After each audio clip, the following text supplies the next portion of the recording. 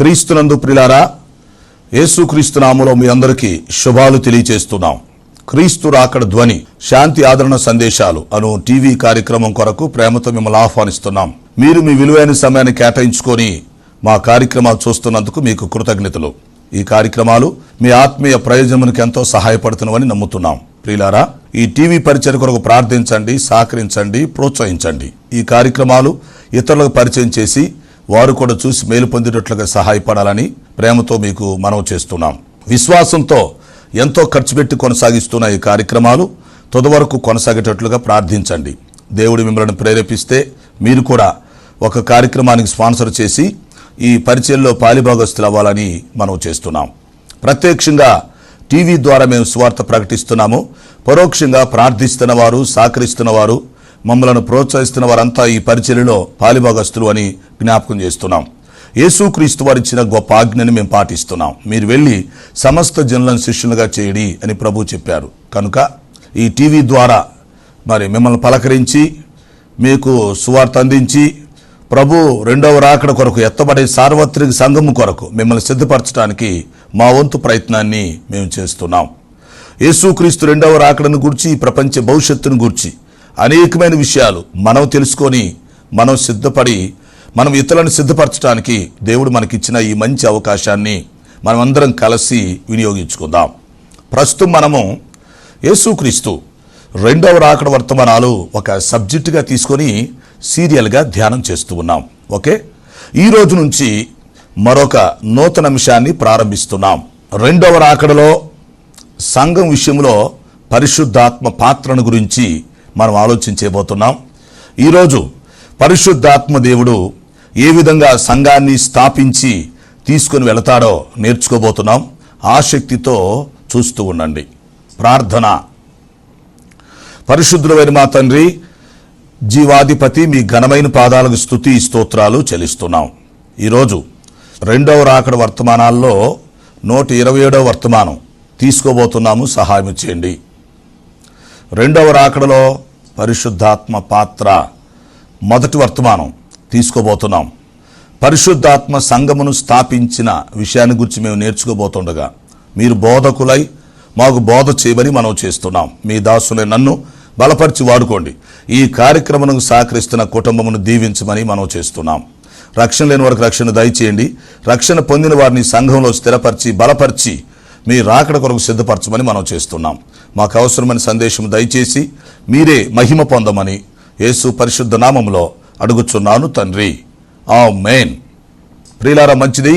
కూడి వచ్చిన మీ అందరికీ మరొకసారి శుభాలు, ప్రత్యేక వందనాలు తెలియజేస్తూ మిమ్మల్ని వర్తమానం కొరకు ఆహ్వానిస్తున్నాం. మీరు వింటున్న చూస్తున్న ఈ వర్తమానాలు క్రీస్తు రాకడ ధ్వని యూట్యూబ్లో, ఫేస్బుక్లో మీకు అందుబాటులో ఉంటున్నాయి. ఆ అవకాశాన్ని మీరు వినియోగించుకోవచ్చు అని మీకు మనవి చేస్తున్నాం.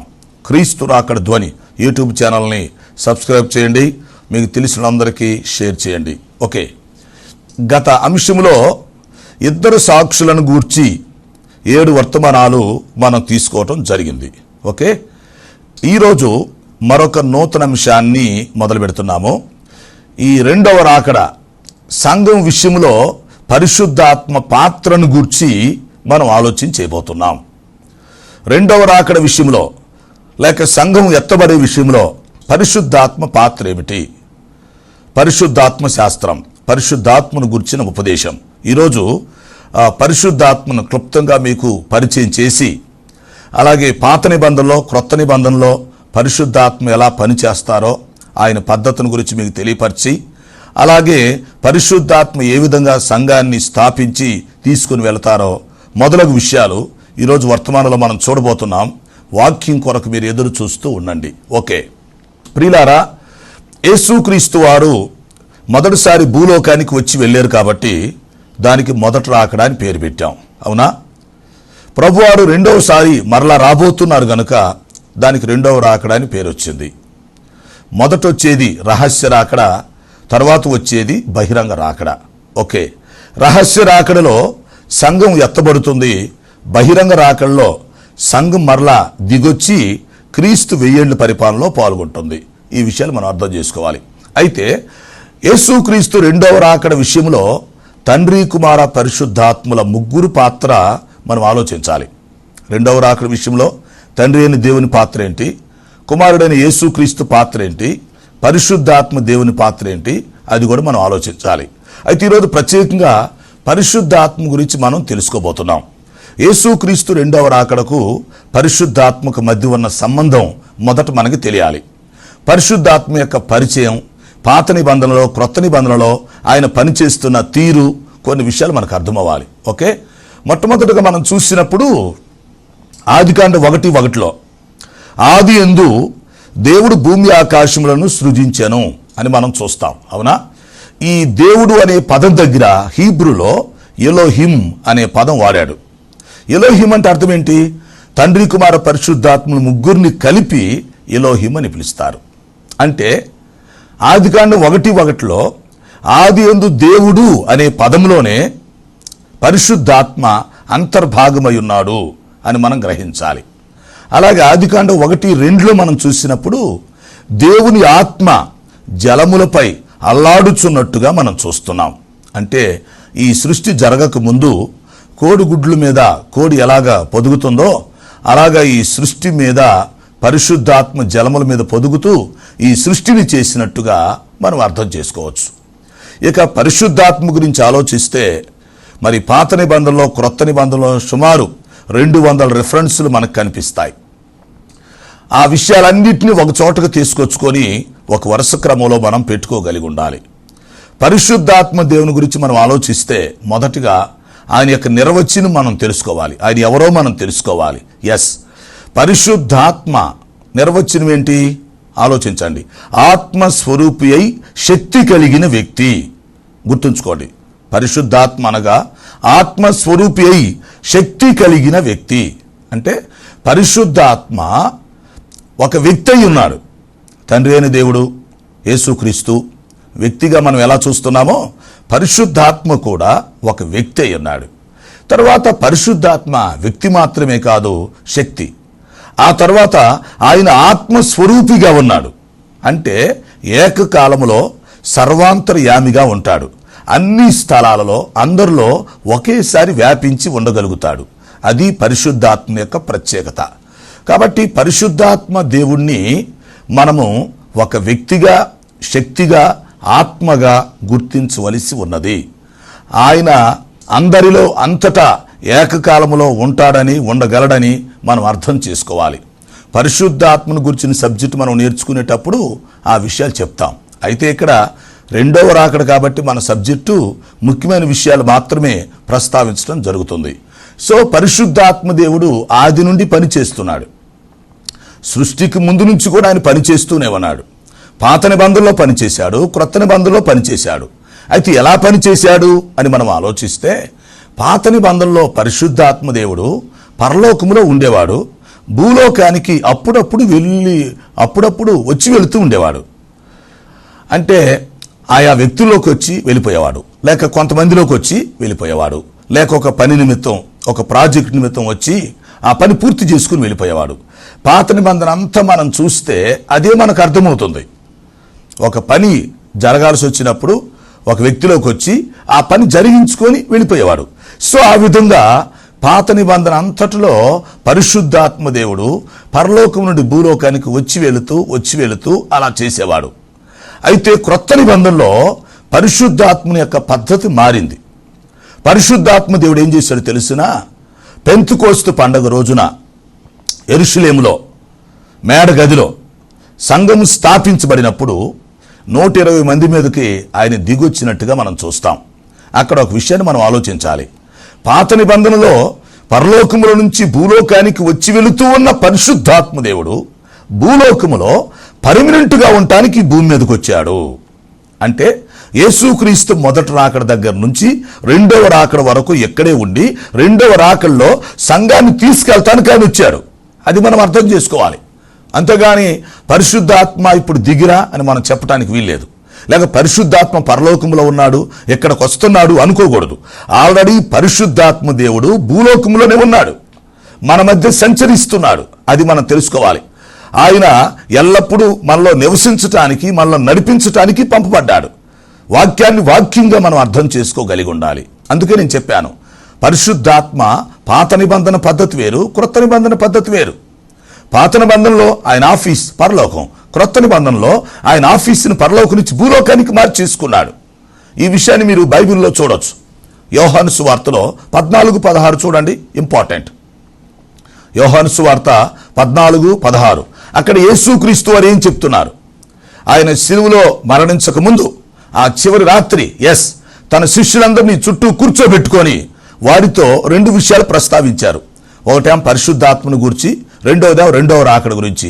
ఈ 2 విషయాలు యోహాను సువార్త 14వ అధ్యాయంలో ఆయన ప్రస్తావిస్తారు, మీరు చదవచ్చు. అయితే అక్కడ ప్రభు ఏం చెప్తున్నారు తెలిసినా? 14-16లో చెప్పారు, శిష్యులారా మీరు కలవరపడొద్దు, కంగారు పడొద్దు, కన్ఫ్యూజ్ అవ్వద్దు. నేను వెళుతున్నానని చెప్పి మీరు చింతించాల్సిన పని లేదు. నేను వెళ్ళటం మంచిది, నేను వెళ్ళటం అనేది మీకు ప్రయోజనకరం. నేను వెళ్ళకపోతే పరిశుద్ధాత్మ రారు, నేను వెళితే పరిశుద్ధాత్మ వస్తారు. కాబట్టి నేను వెళ్ళటం వల్ల పరిశుద్ధాత్మ వస్తే మీకు ఎక్కువ ప్రయోజనం కలుగుతుంది. నేను ఇప్పుడు తండ్రిని వేడుకుంటాను, నా వలె వేరొక ఆదరణకర్తగా ఉండటానికి, ఎల్లప్పుడూ మీ వద్ద ఉండటానికి మరి పరిశుద్ధాత్మని పంపిస్తాను అని చెప్పాడు. అక్కడ యేసుప్రభు ఏం చెప్తున్నారు? నా స్థానములో పనిచేయటానికి, నాకు బదులుగా పనిచేయటానికి, నేను లేనటువంటి లోటు మీ మధ్య తీర్చటానికి ఇప్పుడు నేను తండ్రిని వేడుకుంటాను. కనుక తండ్రి ఏం చేస్తాడు?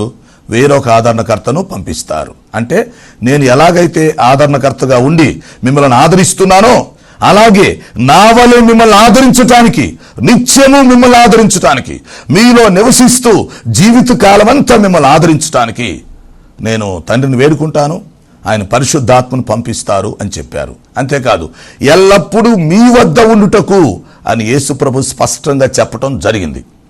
ఆ విధంగా ప్రభువారు మరి బ్రతుకున్నప్పుడు వాగ్దానం చేశారు, ఆదరించారు. తర్వాత శిలువలో మరణించి 3వ రోజు పునరుద్ధరణై తిరిగి లేచిన తర్వాత పరలోకానికి ఆరోహణమై వెళ్ళిపోయిన తర్వాత పెంతెకోస్తు పండగ రోజున ఆయన వాగ్దానం చేసిన ప్రకారం పరిశుద్ధాత్మ దేవుణ్ణి భూలోకానికి పంపించడం జరిగింది. అది మనం అర్థం చేసుకోవాలి.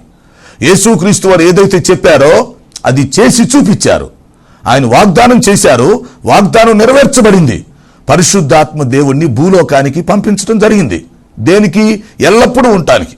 ఎల్లప్పుడు అంటే ఎప్పుడు వరకు అండి? ఎల్లప్పుడూ అంటే ఎప్పటి వరకు? మనం రక్షించబడినప్పటి నుంచి మరణించేంత వరకు.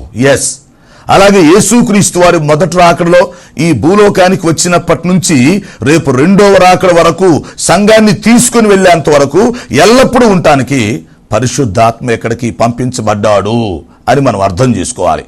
ప్రస్తుతం పరిశుద్ధాత్మ దేవుడు భూలోకంలోనే ఉన్నాడు, మన మధ్యలోనే సంచరిస్తున్నారు. పరిశుద్ధాత్మ దిగిరండి అంటే అర్థం ఏంటి? భూలోకంలో ఉన్న పరిశుద్ధాత్మనే మన మీదకు రమ్మని మనం ఆహ్వానిస్తున్నాం, తప్పులేదు. లేక మన లోపలకు రమ్మని మనం ఆహ్వానిస్తాం, మనల్ని అభిషేకించమని కోరుకుంటాం. అంటే ఇక్కడ విషయం ఏంటంటే థియాలజీ, పరిశుద్ధాత్మ పరలోకంలో ఉంటే మనం భూలోకానికి రమ్మంటాం కాదు. ఆల్రెడీ భూలోకంలో ఉన్నాడు, అయితే మన మీదకు రమ్మని మనం కోరుకుంటాం. ఆది అపోస్తుల మీదకు వచ్చినటువంటి ఆత్మ మన మీదకి రావాలని మనం ఆశిస్తాం, కోరుకుంటాం, ఎదురు చూస్తాం. పరిశుద్ధాత్మ వస్తే మన ఉజ్జీవంగా ఉంటాం, అందులో సందేహం లేదు. రక్షణ పొందిన వ్యక్తి బాప్తీసం తీసుకున్న తర్వాత పరిశుద్ధాత్మని వరాన్ని పొందుకోవటానికి అర్హుడవుతాడు. అంటే బాప్తీసం తీసుకున్న తర్వాత పరిశుద్ధాత్మ మన లోపలికి రావడానికి అవకాశం ఉంటుంది. బాప్తీసం తీసుకోకపోతే పరిశుద్ధాత్మ బయటే ఉండి పనిచేస్తాడని మనం అర్థం చేసుకోవాలి. ఓకే, సో ఈ విధంగా మనం ఆలోచిస్తే పరిశుద్ధాత్మ పరిచయం, పరిశుద్ధాత్మ అవగాహన మనకు తెలిసి ఉండాలి. పాత నిబంధనలో పరలోకంలో ఆఫీస్ పెట్టుకొని భూలోకానికి వస్తూ వెళుతున్న పరిశుద్ధాత్మ దేవుడు ఇప్పుడు భూలోకంలో పర్మనెంట్గా ఉండటానికి వచ్చారు. 2వ రాకడ వచ్చేంత వరకు ఇక్కడే ఉంటారని మనం అర్థం చేసుకోవాలి. ఓకే, అయితే ఇప్పుడు ముఖ్యమైన విషయం ఏంటంటే మరి 2వ రాకడ విషయంలో లేక సంఘం విషయంలో పరిశుద్ధాత్మ పాత్ర ఏంటి బాగా అర్థం చేసుకోవాలి. పరిశుద్ధాత్ముడు జరిగించే కార్యాలేంటి? ఇక్కడ ఒక విషయం గమనించండి. పరిశుద్ధాత్ముడు జరిగించే అన్ని విషయాలు ఎక్కడ చెప్పటం లేదు, కానీ ఈ అంశంలో 2వ రాకడను సంఘమును దృష్టిలో పెట్టుకొని పరిశుద్ధాత్మకు సంబంధించిన కొన్ని విషయాలు ఇక్కడ ప్రస్తావించడం జరుగుతుంది.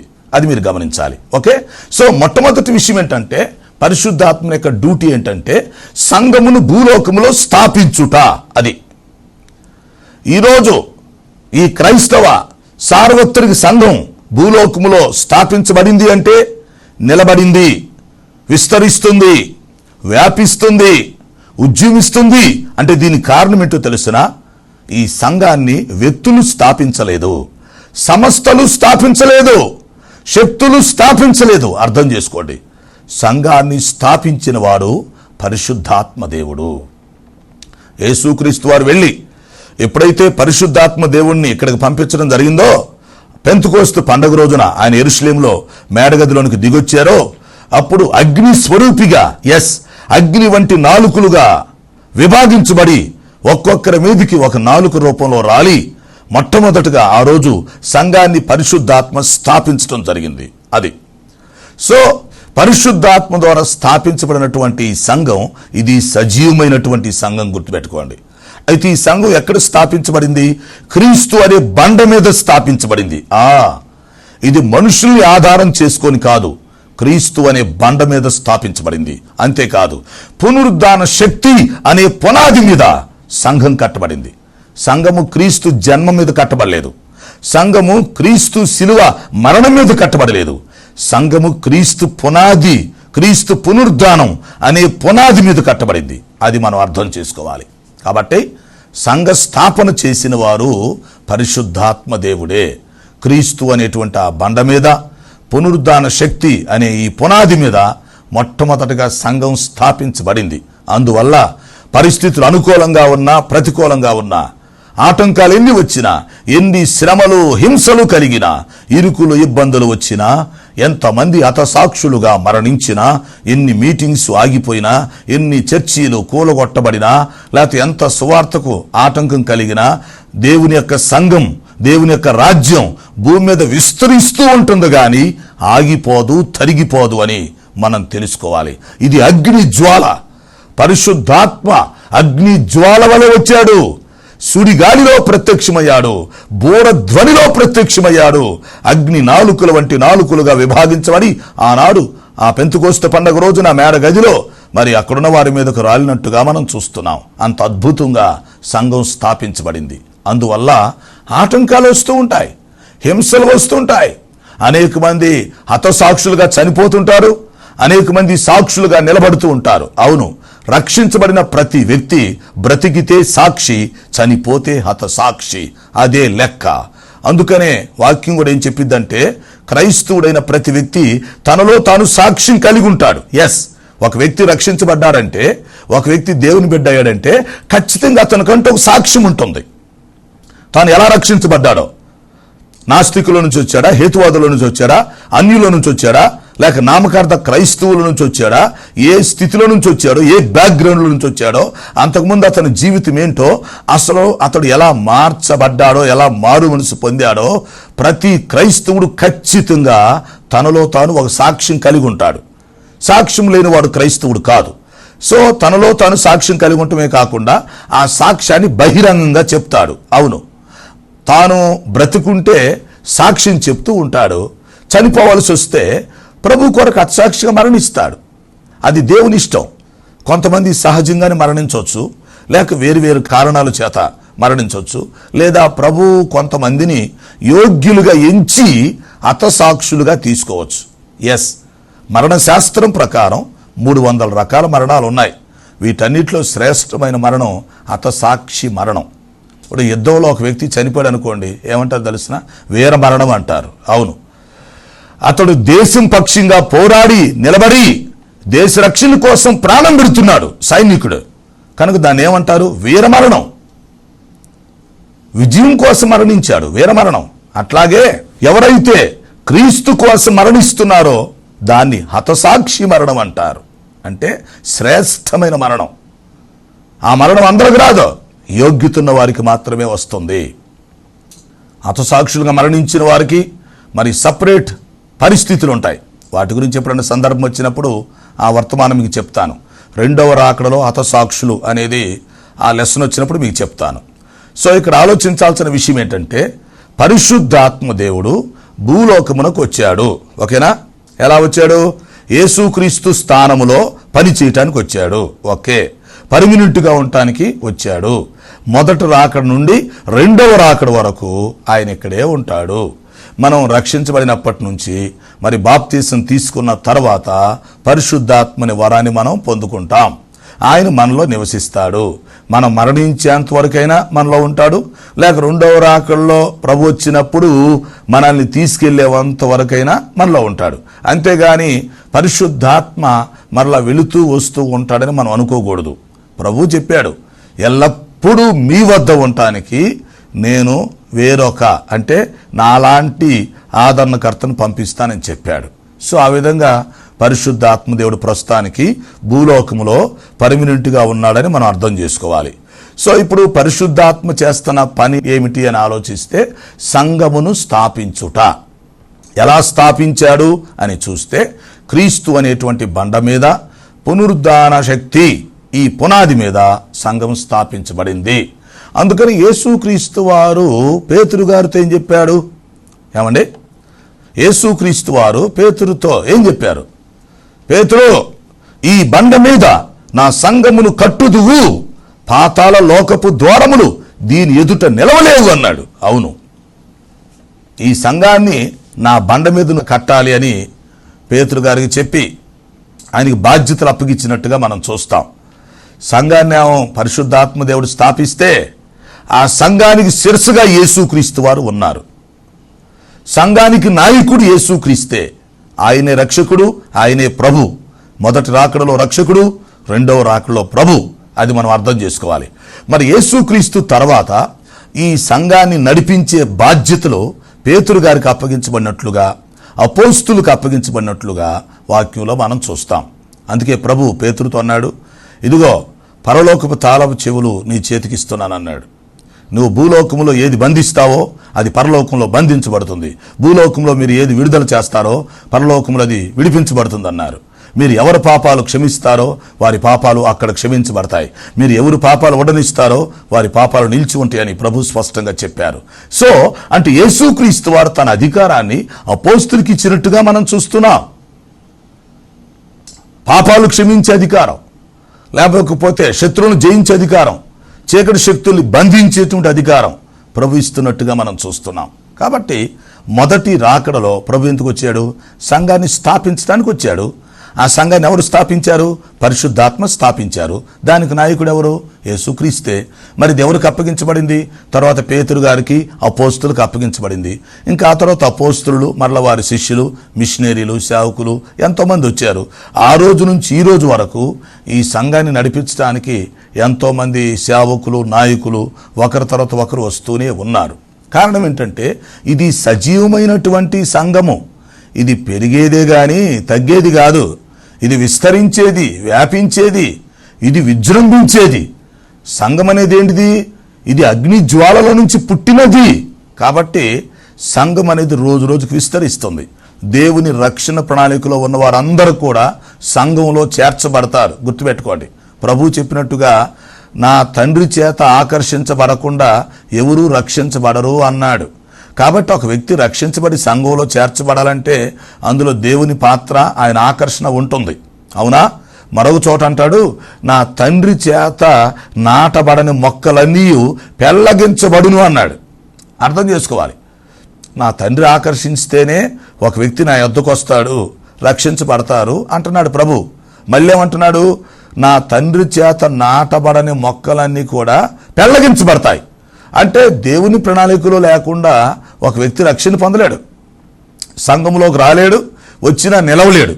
కాబట్టి విషయం ఏంటంటే ఇదంతా కూడా వాక్యానుసారంగా జరుగుతుంది, దేవుని ప్రణాళిక బద్ధంగా జరుగుతుంది. ఇందులో పరిశుద్ధాత్మ పాత్ర ఆయన పోషిస్తున్నాడు. కనుక పరిశుద్ధాత్మ పాత్ర ఏంటి? మొదటి రాకడలో భూలోకానికి వచ్చి సంఘమును స్థాపించుట. రైట్. మరి సంఘాన్ని స్థాపించి ఏం చేస్తాడు? రెండవ రాకడలో ప్రభు వచ్చినప్పుడు సంఘాన్ని తీసుకెళ్ళిపోతాడు. మరి ఈలోపు పరిశుద్ధాత్మ ఏం చేస్తాడు? ఒక నాయకుడుగా, ఓహో, ఒక మధ్యవర్తిగా, ఓహో, ఒక పెండ్లి పెద్దగా పనిచేస్తాడు. అవును, మీకు తెలుసు పరిశుద్ధ వివాహాలు ఎలా జరుగుతాయో చూడండి. మరి పెండ్లి కుమారుడి తరఫు నుంచి పెండ్లి కుమార్తెని తీసుకెళ్తానికి, ప్రధానం తీసుకెళ్తానికి వస్తారు పెండ్లి పెద్దలు. అవునా? ఆ పెండ్లి పెద్దలు వచ్చినప్పుడు ఏం జరుగుతుంది? పెళ్లి కూతుర్ని వాళ్ళు చక్కగా సిద్ధపరిచి పెళ్లి కూతుర్ని చెప్పిన డేట్లో వెంట పెట్టుకుని తీసుకెళ్తారు. అంతేగా జరిగేది. పెళ్లి కూతురు వెళ్తుందా? పెళ్లి కూతురిని తల్లిదండ్రులు తీసుకెళ్తారా? లేక పెండ్లి కూతురు తరఫోళ్ళు వచ్చి పెళ్లి కూతురుని తీసుకెళ్తే అక్కడ కుదురుతుందా? నో. మరి పెండ్లి కూతురుని ఎవరు తీసుకెళ్ళాలి అంటే పెండ్లి కొడుకు పెండ్లి కుమారుని తరఫు నుంచి వచ్చే పెండ్లి పెద్దలు వాళ్ళే ప్రధానం తీసుకొచ్చి పెండ్లి కుమార్తెని తీసుకెళ్తారు. అదే మనం చూస్తాం కదా. ఇప్పుడు రెండవ రాకడలో జరుగుతుంది కూడా అదే. పరిశుద్ధాత్మ దేవుడు ఒక పెండ్లి పెద్దగా ఈ భూమి మీదకి వచ్చాడు. ఎందుకు? పవిత్రురాలైనటువంటి కన్యకను ఇక్కడ తయారు చేయటానికి, పెండ్లి కుమార్తెని ఇక్కడ సిద్ధం చేయడానికి వచ్చాడు. ఎస్, రేపు యేసుక్రీస్తు వారు ఎప్పుడైతే రెండవ రాకడలో మధ్యాకాశమునకు వచ్చి ఆర్భటించి భూ అని బోర ధ్వనించినప్పుడు ఈ పరిశుద్ధాత్మ దేవుడు ఏం చేస్తారు? పెండ్లి కుమార్తె అయినటువంటి ఈ సంఘమును తీసుకొని మధ్యాకాశమునకు వెళ్ళి పెండ్లి కుమారునికి అప్పగిస్తాడు. అది మనం అర్థం చేసుకోవాలి. కాబట్టి పరిశుద్ధాత్మ భూలోకములో సంఘాన్ని స్థాపిస్తున్నారు. ఇప్పుడు సంఘాన్ని ఆయన నడిపిస్తున్నారు, హ్యాండిల్ చేస్తున్నారు. రేపు రెండవ రాకడలో బోర ఊదినప్పుడు సంఘాన్ని తీసుకుని వెళ్ళి ప్రభు చేతులకి అప్పగిస్తారని మనం అర్థం చేసుకోవచ్చు. ఇంకా మనం అర్థం అవటానికి 2 ఉదాహరణలు మీకు చెప్పొచ్చు. ఆదికాండం 24వ అధ్యాయంలో అబ్రహాము తన కుమారుడైనటువంటి ఇసాకు వివాహము నిమిత్తము ఎలియాజరును పంపిస్తాడు. మీకు గుర్తొస్తుందా? అప్పుడు ఎలియాజరు ఏం చేస్తాడు? చక్కగా వెళ్ళి మరి ప్రార్థనాపూర్వకంగా అన్వేషణ చేసి రెబెకా అనేటువంటి కన్యకను కనుగొనటం జరుగుతుంది. అవునా? ఆ కన్యకని తీసుకొని మరి అబ్రహాం దగ్గరికి వస్తాడు. అప్పుడేమవుతుంది? మరి ఇసాకు రెబెకాను వివాహం చేసుకోవడం, తర్వాత తన గుడారంలోకి వెళ్ళటం జరుగుతుంది. అదే పరిస్థితి ఇప్పుడు జరుగుతుంది. ఎస్, ఎలియాజరు రెబెకాను తీసుకొని ఇసాకు దగ్గరికి తీసుకొచ్చారు. పరిశుద్ధాత్మ ఏం చేస్తున్నారు? ఇప్పుడు సంఘం అనేటువంటి కన్యకను సిద్ధం చేసి రెండవ రాకలో తీసుకెళ్తానికి సిద్ధంగా ఉన్నారు. అలాగే ఎస్తేరు గ్రంథంలో కూడా మనం చూసినప్పుడు హేగే అనేటువంటి వ్యక్తి ఎస్తేర్ని మరి సిద్ధం చేసి రాజుగారి దగ్గరికి పంపించినప్పుడు ఆమె రానవుతున్నట్టుగా మనం చూస్తున్నాం. రాజుగారు ఆమెను అంగీకరిస్తున్నట్టుగా మనం చూస్తున్నాం. కాబట్టి హేగే ఇచ్చినటువంటి అలంకారాలతో వెళ్ళినటువంటి ఎస్తేరు సెట్ అయింది, మిగతా వాళ్ళు సెట్ అవ్వలేదు. కాబట్టి ఎలియాజరు వలె హేగే వలె పరిశుద్ధాత్మ దేవుడు ఇప్పుడు పెండ్లి కుమార్తె సంఘాన్ని తీసుకెళ్తానికి సిద్ధంగా ఉన్నాడు. కనుక ఆయనకు అనుకూలంగా ఉండి పరిశుద్ధాత్మ ద్వారా మనమంతా ఎత్తబడే సంఘములో ఉండాలని దేవుని యొక్క వాక్యం హెచ్చరిస్తుంది. అట్టి కృపను దేవుడు మనందరికీ దయచేయును గాక. ప్రార్థన. తండ్రి, నీకు స్తోత్రాలు.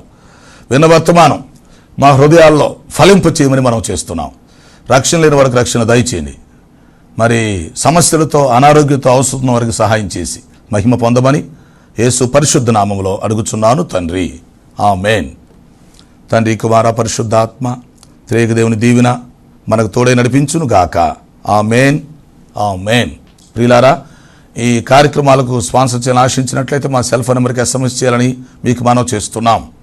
9440402368 9440402368. God bless you.